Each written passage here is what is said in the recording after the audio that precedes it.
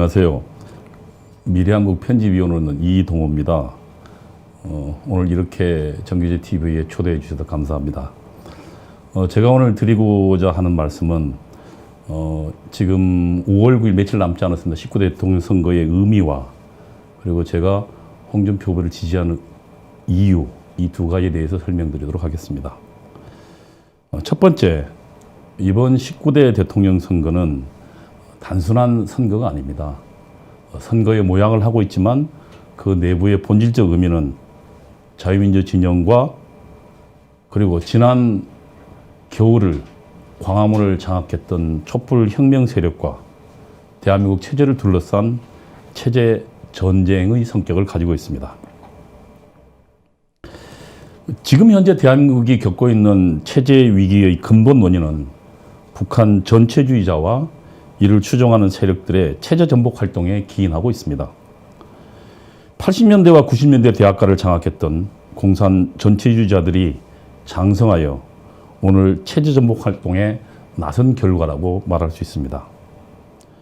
체제 전복 세력들은 그동안 자신을 위장했습니다. 민주주의자 또는 평화주의자 등으로 자신의 활동을 포장했습니다. 그리고 그들의 전복 활동을 대한민국 지식계가 용납했습니다. 사실 알고 보면 자유민주 체제는 내부의 전복주의자들의 활동에 굉장히 허약한 체제입니다. 왜냐하면 자유민주 체제는 기본적으로 자유를 허락합니다. 모든 개인들이 평등하다고 전제하고 그들에게 자유를 허락합니다. 물론 그러나 그 체제를 전복할 자유는 허락하지 않지만 그러나 그들에게 허락되어 있는 자유를 이용해서 체제 전복 활동에 나서는 사람들에게는 굉장히 취약합니다. 개인들에게 허락된 자유가 전복주의자들에게는 체제를 전복하는 수단으로 활용되기 때문입니다. 우리는 이러한 상황을 근자에 본 적이 있습니다. 다 아시지만 1975년도에 베트남이 무너졌습니다. 남베트남과 북베트남이 서로 전쟁 상태에 있었습니다.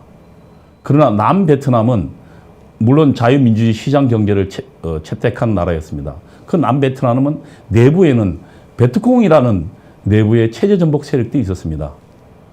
그들이 자유와 인권과 민주주의로 위장하여 체제 전복 활동을 벌였습니다. 그리하여 남베트남 정부를 마음껏 유린했고 결국은 저항의 동력을 상실하고 마침내 북베트남의 무력에 의해서 침공당해서 결국은 무너졌습니다. 그러한 사실들이 우리가 지금 현재 채택하고 있는 자유민주 체제가 내부의 체제 전복 세력의 활동에 허약하다는 것을 증명해주고 있습니다. 체제 전복 활동은 몇 가지의 과정을 통해서 나누어집니다. 우선 가장 먼저 전위 활동가가 형성됩니다. 대한민국의 경우에는 80년대, 90년대 집중적으로 전위 활동가가 양성되었습니다. 이들은 공산주의자 그리고 80년대 중반 이후로는 북한에서 수입된 민족해방, 인민주의 혁명론, 주체사상으로 무장하여 대한민국의 핵심 전복하는 활동가로 성장했습니다. 그리고 이들의 영향력 하에 있던 대학가에 수많은 사람들이 대학을 벗어나서 각지로 뻗어나갔습니다. 이 과정을 침투활동이라고 합니다. 침투활동은 교육계에도 이루어졌습니다. 아시다시피 지금 현재 정교조의 많은 사람들은 80년대, 90년대 성장한 학생운동가 출신들이 대부분 주력들을 형성하고 있습니다. 거기에 끝나지 않습니다. 문화예술계, 음악계, 그리고 법조계, 그들 심지어는 공무원에도 우리 사회의 구석구석에 체제 전복 세력들의 영향력 받은 사람들이 침투하고 그들이 다수를 형성하게 되었습니다. 그러자 전위 세력의 기획에 의해서 어떤 조건만 되면 체제 투쟁에 나서게 됩니다. 우리는 아마 그것을 2002년도에 이미 경험했습니다. 미선희 효순이가 아시다시피 불행한 교통사고를 당했습니다. 미군 장갑차에 의해서 치이는 불행한 사건입니다. 명백하게 교통사고입니다. 살해 의도가 없었던 사건입니다. 그러나 2002년도에 거의 모든 운동권들이 주축이 돼서 미선이, 효순이 살해한 미국 놈들을 몰아내자고 광화문 광장을 장악해서 시위를 벌였습니다. 당시 유력한 보수 후보 조안 광화문 광장에 나와서 머리를 조아려 했습니다. 2008년도 한미 FTA 협정이 발효되었습니다. 지금 현재는 우리가 한미 FTA 협정에 대해서 많이 알고 있습니다. 아시다시피 미국 자체에서 한미 FTA 협정 때문에 미국 기업이 훨씬 더 많은 손해를 보고 있다고 오히려 수정하자고 주장합니다. 그러나 당시 많은 좌파 지식인들이 한미 FTA 협정은 불공정 협정이고 이걸 통해서 대한민국은 경제는 미국에 의해서 장악당하고 종속될 것이라고 주장했습니다. 그 중에 또 하나 있습니다. 소고기를 가지고 문제 삼았습니다. 소고기 중요 부위가 우리 대한민국 사람은 특히 약한데 광우병에 걸릴 우리는 약한데 그래서 그걸 먹게 되면 뇌가 송송해서 탁 하고 쓰러진다. 많은 사람들이 거래를 나섰습니다. 아마 지금도 여러분들 많이 기억이 나실 겁니다. 그건 어떻습니까? 그 후에 어디 하나 광우병에 걸렸다는 사람 없습니다. 그리고 한미 FTA 때문에 망했다는 기업 찾아보기 어렵습니다. 오히려 미국이 불편하고 있습니다. 그러나 당시 알지만 거의 막 이제 시작한 이명박 정부는 이 FTA 협정 때문에 거의 1년을 허비해야 했습니다. 이것이 뭡니까? 한미 FTA라는 협정을 들고 우리 체제전복 세력들이 대중투쟁을 기획하고 거기에 동조하는 수많은 동조자들이 시위에 나선 결과입니다. 많이 있습니다. 2016년 드디어 최순실 사태가 터졌습니다. 전복 세력이 총집결했습니다. 그동안 우리 사회의 각계 구석구석에 들어가 있던 이 전복 세력의 영향력 가진 사람들이 총결집하게 됐습니다. 우선 언론이 먼저 나섰죠. 아시지만 최순실이라는 사람은 이름이 최서원이라고 이름이 따로 있습니다. 그러나 굳이 언론은 개명한 최서원이라는 이름을 부르지 않고 최순실로 불렀습니다. 왜요? 최순실로 불러야 뭔가 좀 없어 보이고 강남의 갑질하는 아줌마처럼 보이잖아요. 아무것도 모르는 갑질만 하는 돈만 많은 아줌마. 이렇게 언론을 만들었습니다. 그리고 그의 딸이 아무런 자격도 없이 이대에 들어갔다고 국민을 선동했습니다. 그러나 아시지만 아시아 선수권에서 금메달 딴 자격이 있는 사람입니다. 이건 깡그리 무시하고 그렇게 언론이 몰아갔고 드디어 결국은 어떻게 했습니까? K스포츠라는 재단에 누가요? 최순실이라는 사람이 자주 다니던 안마시술소의 원장이 들어가서 이사장이 됐다고 선동했습니다. 우리가 나중에 밝혀진 사실이지만 김동춘이라는 사람 안마시술소 가본 적도 없다는 사람이에요. 멀쩡하게 서울대학교 나와서 그리고 거기서 스포츠 과학을 전공한 사람이었습니다. 자격이 있는 사람이었어요. 그러나 전 언론이 떠들어댔습니다. 안마시술소. 결국 그래서 분노하게 됐습니다. 대중들이 분노하고 그리고 민주노총과 전교조 모든 각기각지에 침투했던 우리 체제전복 세력의 영향력 가했던 세력들이 총동원됐습니다. 광화문 거리를 집결했습니다. 대중을 동원했습니다. 그리고 이게 나라냐라고 외쳤습니다. 결국 그들의 힘에 국회가 움직였습니다. 야당뿐만 아니라 그들의 대중시위 활동에 겁먹은 보수당 내부가 분열했습니다. 그래서 어떤 진실도 밝혀지지 않은 상태에서 드디어 국회가 탄핵소추에 이르고 뿐만 아니라 야당의 유력 지도자는 이렇게 이야기했습니다. 만약에 헌법재판소가 이들의 국회의 소추에 대해서 응하지 않는다면 혁명이 일어날 거라 경고했습니다. 보수 세력을 불태우겠다고까지 이야기했습니다. 그리고 결국은 우리가 알지만 지난 3월 10일 우리 박근혜 대통령은 아직 죄가 무언지도 밝혀지지 않은 상태에서 대통령직을 파면당했습니다. 이것이 지금 제가 보기에는 그동안 대한민국이 갖고 있었던 위기의 본질이었습니다. 계속 순환적으로 겪고 있었습니다. 핵심 세력과 그다음에 그에 동조하는 세력들이 매 사건을 계기로 대중투쟁을 불러일으키고 그리고 최순실 사건에서 비로소 대한민국의 대통령을 파면시키는 사태에 이르는 것입니다. 저는 이것이 지금 오늘날 현재 대한민국이 겪고 있는 위기의 본질이라고 생각합니다. 이제 체제전복 활동은 막판으로 향하고 있습니다. 굳이 폭력적 혁명을 동원하지 않더라도 촛불혁명 세력이 집권하는 길이 열려 있습니다.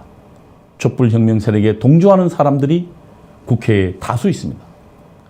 촛불혁명 세력이 명령하면 그대로 실행하는 사람들이 많이 있습니다. 만일 그런 촛불혁명 세력에 동조하는 사람들이 정권을 잡게 된다면 그건 비로소 연립정부가 구성되는 것일 겁니다. 그것이 지금 현재 이번 대통령 선거가 갖고 있는 의미입니다. 제가 체제전복 활동이라고 이야기하는 것은 바로 그것을 이야기합니다. 한번 그러면 지난 3월 11일 그러니까 촛불 권리 선언과 10대 분야 100대 과제 해가지고 적폐청산 과제를 밝힌 게 있습니다. 그 내용에 여러 가지 있습니다. 우선 권리 선언에 이런 말이 나옵니다. 지금 현재의 대의제를 그들은 기득권자의 잘못된 체제라고 이야기합니다. 그러나 명백하게 그건 틀린 얘기입니다. 대의제는 군주제가 무너진 조건 하에서 평등한 개인들이 자신들의 자유와 권리를 보장받기 위한 그들의 체제입니다. 권력을 나누고 그들 간의 견제와 균형을 하게 하고 또 만일 평등한 개인들이 전부 자신의 권리를 주장한다면 무정부 상태가 됩니다. 그 무정부 상태를 없애기 위해서 다원주의로 정당을 나누고 그 정당을 통해서 의견을 모으고 그리고 대표자를 뽑아서 자신의 권리를 행사하게 하는 것입니다. 그것이 대의제가 갖고 있는 오늘날 우리가 갖고 있는 의미입니다. 다시 말하면 대의제란 평등한 개인들의 자유와 권리를 지키기 위한 굉장히 사상적 의미가 깊은 고려일 것이고 그리고 그 과정에서 탄생된 아름다운 제도인 것입니다. 그러나 촛불혁명 세력들은 이것을 부정했습니다. 그리고 100대 과제에서 주장하고 있습니다. 국정원 수사권 내려놓으라는 겁니다. 국정원 수사하지가 말자는 얘기가 무슨 얘기입니까? 공산주의자 활동 마음껏 하자는 얘기입니다. 지금도 거의 무력화되어 있지만 그 다음에 국가보안법 철폐하라고 주장합니다. 국가보안법 무엇을 막는 법입니까? 공산주의자 활동을 공산주의자의 체제 전복 활동을 막는 법입니다. 그리고 또 외교안보에 개성공단과 북한에 대한 경협을 무조건적 하자입니다. 알지만 북한에 대한 지원이 끊긴 것은 북한이 우리의 무고한 관광객을 살해했기 때문입니다. 박광자 씨를. 그리고 연평도를 포격했고 천안함을 피격했기 때문입니다. 그런데 그들은 이제까지 아무런 우리 대한민국 정부의 공식적인 사과를 한 적도 없습니다. 그런데 무조건 그들에게 다시 지원을 제기하자고 합니다. 우리는 기억하고 있을 겁니다. 김대중 정부와 노무현 정부 때 수많은 우리의 달러가 북한으로 넘어갔고 그것은 우리에게 다시 북한의 핵과 미사일로 날아왔습니다. 지금 촛불 비상행동은 바로 그와 같은 지금도 여전히 핵 개발을 하고 있고 미사일 발사를 하고 있는 북한에 대해서 무조건적 경제 지원을 하자고 합니다. 그 다음에 거기도 더 나아갑니다. 사드 배치를 하지 말자고 합니다. 북한의 핵을 위협하는 우리는 막을 수단이 없습니다. 그 막을 수단은 유일하게 사드인데 그것도 우리 돈이 아니라 미국이 자시 돈으로 들여온다는데 그것도 하지 말자는 겁니다. 주한미군 나가라는 얘기죠. 한미동맹 깨트리자는 얘기입니다. 그렇다면 어떻게 됩니까? 주한미군 나가고 한미동맹 깨트리고 그러면 북한으로부터 일상적으로 핵 위협을 받는 나라에 투자할 나라가 어디 있습니까? 거기에. 투자 안 할 겁니다. 그리고 지금 촛불행동의 여러 가지 선언을 보면 이런 이야기가 나옵니다. 노동조합의 조합 활동에 대해서는 아무런 제약도 두지 말자고 주장합니다. 불법적 파업에 대해서도 지금 현재 불법적 파업을 벌이면 손해배상을 청구하도록 돼 있고 재산을 압류하도록 돼 있습니다. 그거 하지 말자는 거예요. 무조건적 파업을 하자는 얘기입니다. 허용하라는 얘기입니다. 파업 천국의 대한민국에 기업할 나라가 있겠습니까? 또 주장합니다. 기업이 만일을 위해서 미래를 위해서 적립하는 사내유보금이 있습니다. 이걸 사회에 환원하자는 얘기입니다.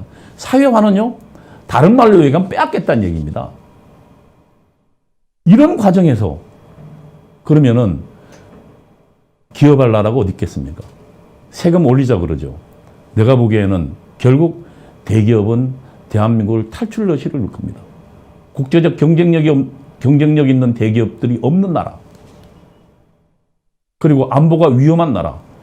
해외 투자가 없는 나라. 이것이 촛불혁명 세력이 꿈꾸는 대한민국입니다.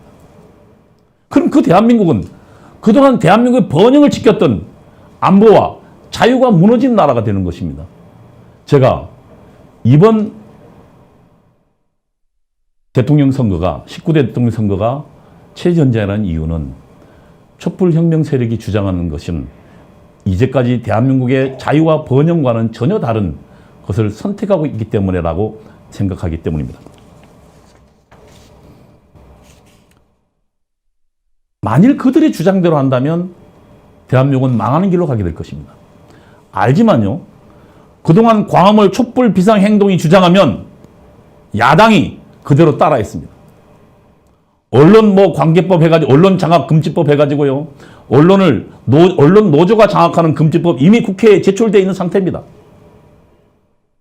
많은 법안들이 촛불이 주장대로 지금 국회에 나가 있습니다. 만일 촛불혁명 세력에 동조하는 야당이 이번 대통령 선거에 승리한다면 우리는 촛불혁명 세력과 연합하는 정부를 보게 될 것이고, 그리고 우리 눈앞에서 벌어지는 대한민국의 망하는 길을 우리는 보게 될 것이다. 저는 이렇게 생각하는 것입니다. 따라서 이번 대선은 체제전쟁입니다. 이번 체제전쟁 누가 승리로 이끌 수 있겠습니까? 첫 번째로 이 상황을 좀 봐야 합니다. 지금 보수 유권자들은 흔들리고 있습니다. 알지만 전쟁을 승리하는 비결은요, 상대를 분열시키고 아군은 단결하는 데 있습니다. 이번 탄핵 사태를 통해서 지금 보수 정당과 보수 유권자는 분열되었습니다. 물론 지난 총선에 극한적 대립을 보인 적이 있습니다. 그러나 최순실 사태를 맞이해서 급격히 나눠졌습니다. 일부는 이번 탄핵은 부당하다고 주장하고 태극기를 들고 대한문 앞에 그 몹쓸 추위와 비바람에 맞서면서 행동에 나섰습니다. 그러나 그들은 약 20% 정도입니다. 그리고 한 20%의 보수 유권자들은 이번 탄핵 사태에 박 대통령이 뭔가 이유가 있다고 생각합니다. 그리고 탄핵에 찬성하고 있습니다. 탄핵의 빌미를 박근혜 대통령이 주었다고 생각하는 사람도 있습니다. 그들은 최순실이라는 갑질하는 아줌마와만 소통했다는 사실에 자존심 상해하고 있습니다.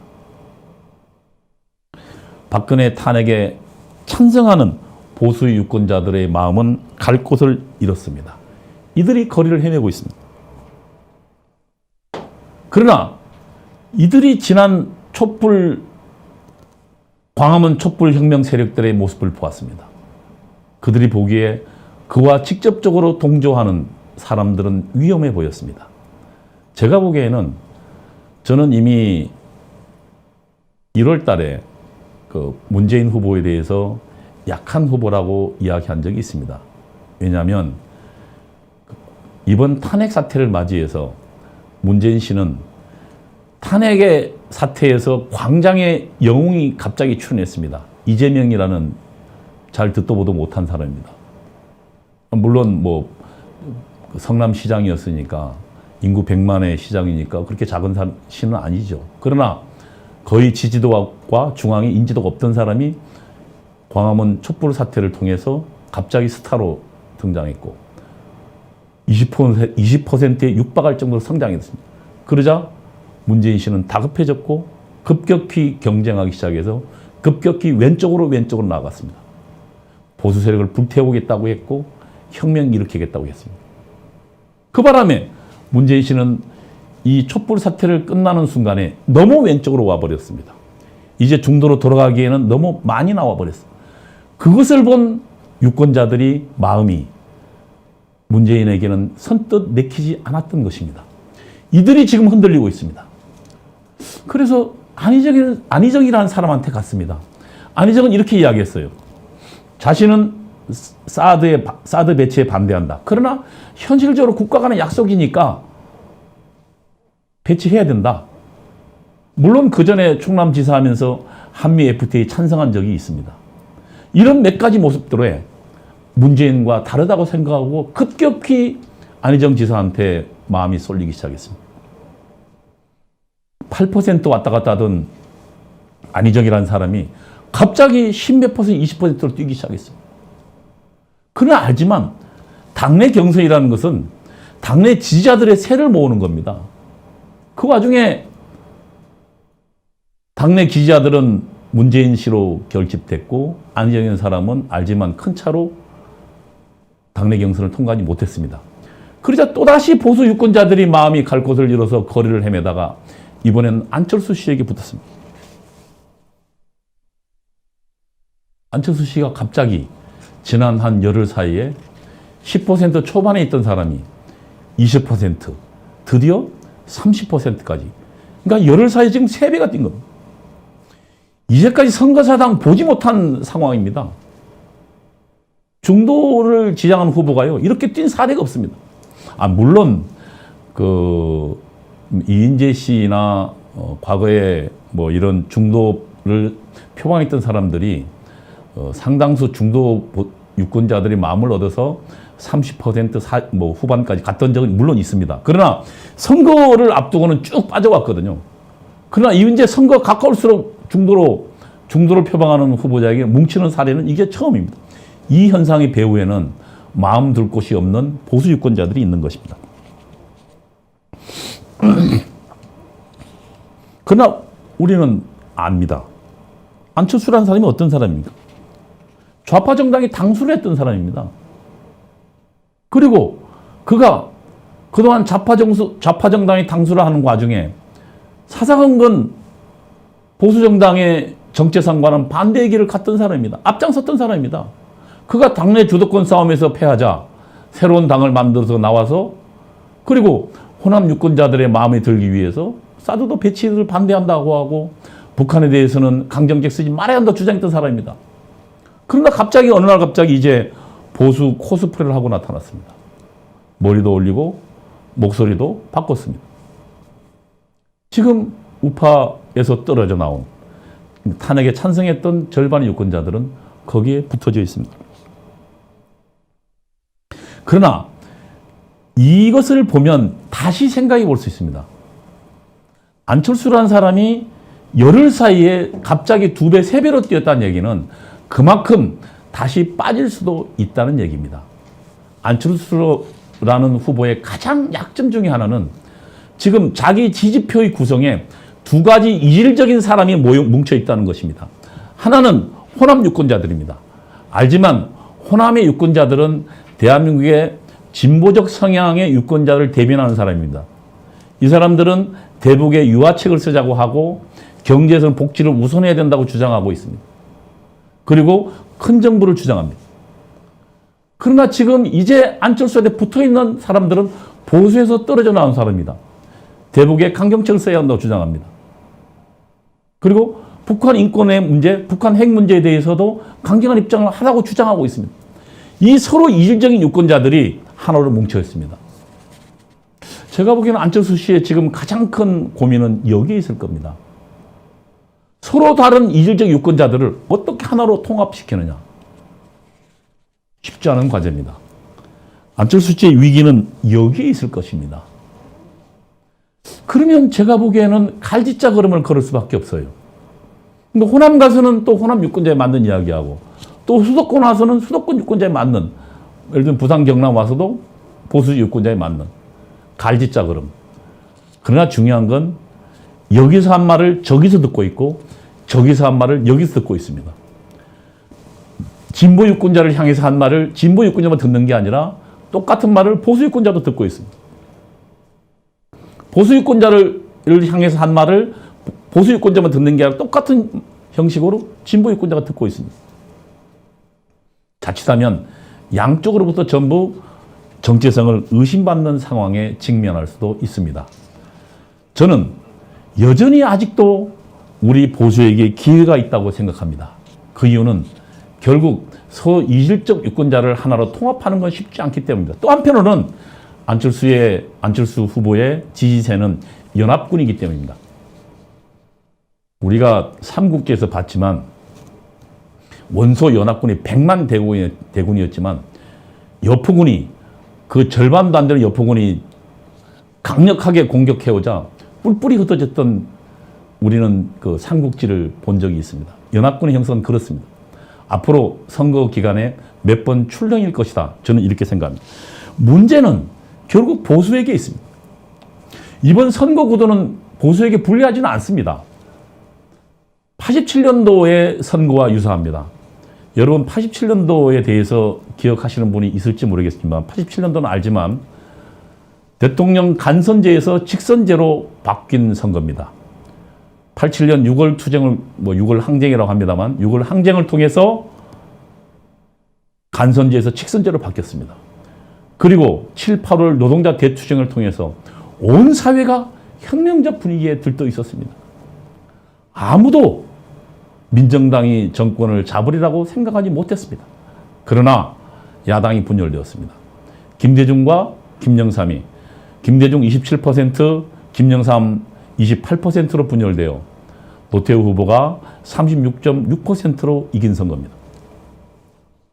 저는 이번 선거는 그와 유사합니다. 분위기 또한 그때와 비슷합니다. 그러나 우리에게 약점이 있습니다. 야당은 분열되어 있지만 우리 보수 또한 분열되어 있다는데 약점이 있습니다. 결국 이 보수를 하나로 묶는다면 이번 선거는 다시 보수에게 기회가 올 겁니다. 아까 이야기했지만 안철수 후보의 최대 약점은 서로 이질적 성향의 유권자들을 하나로 묶기 어렵다는 것이고, 만일 갈지자 걸음을 걸을 때 우리 보수 후보가 명확하게 자기 입장을 표명한다면 집 나간 사람을 되돌려 올 수 있을 것입니다.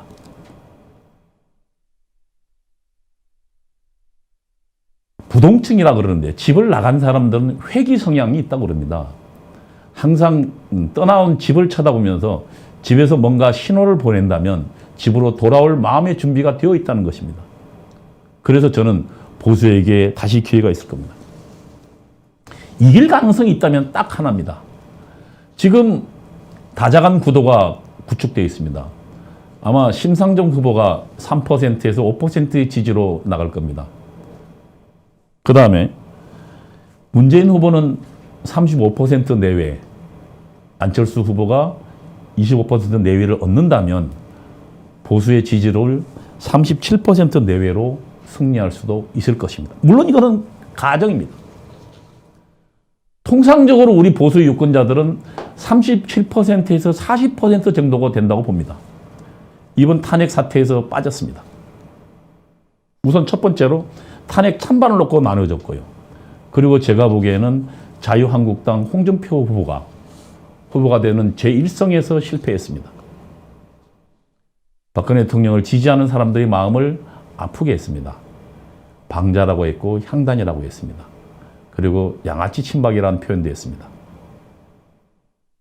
만일 그러나 홍준표 후보가 그동안 박근혜 대통령을 지지했고 그리고 태극기를 들고 대한문 광장에 나섰던 사람들의 마음을 추스린다면 거기로부터 지지를 시작해서 마지막에 승리 가능성이 있는 유의미한 지지를 얻는다면 집 나간 우리 보수층을 다시 얻을 수 있을 거라고 생각합니다. 누가 체제전쟁의 승리로 이끌 장수입니까? 전쟁에서 장수는 무엇보다 중요합니다.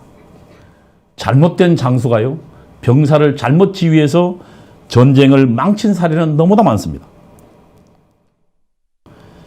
4월 10일자 동아일보에는 홍준표 후보의 인터뷰를 보도하고 있습니다. 홍준표 씨는 민노총 전교조 반드시 응징하겠다. 그리고 이들과 전면전을 선포한다라고 말하고 있습니다. 그리고 또 홍준표 후보는 이렇게 하겠습니다. 대한민국을 위태롭게 만드는 두 세력은 강성 귀족 노조와 전국 교직원 노동조합이다. 나는 경남지사를 하면서 진주의료원 폐쇄 당시 강성 노조와 싸워 이겼다. 무상급식 지원 중단 때 정교조와도 싸워 이겼다. 이들과 싸워 이긴 정치인은 내가 유일하다. 청년 일자리를 없앤 강성 귀족 노조와 우리 사회를 좌편향으로 이끈 정교조를 반드시 응징하겠다. 이것이 홍준표가 집권하면 추진할 국가 대계획의 핵심이다. 저는 홍준표 후보가 바로 보고 있다고 생각합니다. 아시다시피 홍준표 후보는 경남도지사 하면서 자신의 성과가 있는 사람입니다. 전남 진주의료원요. 시설은 폐쇄하지만 돈 먹는 하마였습니다. 시설은 열악했습니다. 그러나 거기에 있던 노조원들은 다른 곳과 비교해서 높은 연봉을 받고 있었습니다. 그리고 그들은 정년이 보장되어 있었습니다. 서비스는 형편없었습니다. 정부 예산은 그들의 복지를 대는데 투입되고 있었습니다. 돈 먹는 하마였습니다. 이것을 과감하게 폐쇄했습니다. 오랜 기간 동안 전쟁이 벌어졌습니다. 그러나 그 전쟁을 홍준표 후보는 승리로 이끌었습니다. 당시 홍준표 후보가 진주의료원 폐쇄를 강행하고 싸울 때 집권 여당 내부에서조차 그다지 호응하지 않았습니다. 외롭게 싸운 것입니다. 그러나 아시지만 결국 그 전쟁은 이겼고, 그리고 과도하게 들어가던 귀족 노조에 대한 예산은 축소되었고, 그 혜택은 고스란히 서민복지 혜택으로 들어갔습니다. 제가 알기에 지금 경남도의 서민복지 지원율은 약 38% 내외라고 알고 있습니다. 다른 비슷한 도에 비해서 높은 수준입니다. 이것은 한편으로 귀족 노조와 전쟁에서 이긴 결과라고 저는 알고 있습니다. 홍준표의 성과는 마치 영국의 대처 총리를 연상하게 합니다. 대처가 영국병의 상징이었던 광산노조를 무너뜨리고 영국병을 치유했듯이 홍준표 후보는 대한민국병을 치유할 과감성과 용기와 방법을 가지고 있다는 것을 경상남도 진주의료원 폐쇄에서 보여준 것입니다. 그리고 홍준표 후보가 또 여기서 그치지 않았습니다. 정교조와 또 붙었습니다. 무상급식 논쟁 때문에 치열한 싸움이 붙었습니다. 그때 정교조는 애들 밥 먹는 거 가지고 하지 말라 그랬어요. 그때 홍준표 후보는 이렇게 이야기했습니다. 학교는 학생들이 공부하는 곳이지 밥 먹으러 가는 곳이 아니다. 라고 하면서 선별적 급식을 강행했습니다. 오히려 서민들의 자식들은 훨씬 더 나은 교육 환경을 가질 수 있었습니다. 여러분, 전쟁은 해본 사람이 합니다. 알지만 차기 정부는 지금 대한민국의 구석구석을 장악한 촛불혁명 세력과 물러설 수 없는 체제 간의 전쟁을 벌여야 합니다. 용기도 있어야 되고, 그리고 싸움의 방법도 알아야 됩니다. 정치인들의 용기, 지도자의 용기는 어떻게 확인됩니까? 그의 과거의 경험에서 확인됩니다. 저는 진주의료원을 폐쇄시키는 홍준표 후보의 그 강단과, 그리고 무상급식에 맞서는 그 힘이 저는 대한민국 체제전쟁을 승리로 이끌 강력한 힘으로 작용할 거라고 생각합니다. 이와 같은 훌륭한 성과를 지닌 지도자를 우리는 확보하고 있습니다. 우리가 무엇 때문에 망설여야 합니까? 이 대한민국이 체제전쟁이라 한다면 그 체제전쟁을 앞장서 이끌 장수를 우리는 선택해야 하고 그리고 승리 가능한 후보와 단결해야 할 것입니다. 대한민국이 그냥 세워진 나라가 아닙니다. 이 대한민국의 성립 과정에 수많은 선배들의 피와 눈물과 노력이 숨겨져 있는 곳입니다. 전쟁의 폐허에서 우리 선배들은 이 체제를 지켜냈습니다. 그리고 아무것도 없는 속에서 한강의 기적을 일궈냈습니다. 오늘 대한민국은 자랑스러운 나라의 대명사가 되었습니다. 이 번영의 자유의 대한민국을 망하는 길로 가게 놔둘 수는 없습니다. 저는 우리 시민들의 각성이 중요하다고 생각합니다. 이번 선거는 우리가 우리의 권리를 포기해서는 안 됩니다. 지난 총선에 보수 정당이 서로 싸웠습니다. 그래서 많은 유권자들이 실망해서 투표장에 나가지 않았습니다. 그 결과가 운동권 세력을 다수 국회에 진출시켰고 그 피해는 결국 탄핵으로 이뤘습니다. 여러분, 이 체제전쟁에 포기해서는 안 됩니다. 유권자의 권리를 행사해야 되고 그리고 승리 가능한 보수 후보와 단결해서 이 체제전쟁을 승리로 이끌어야 할 것입니다. 감사합니다.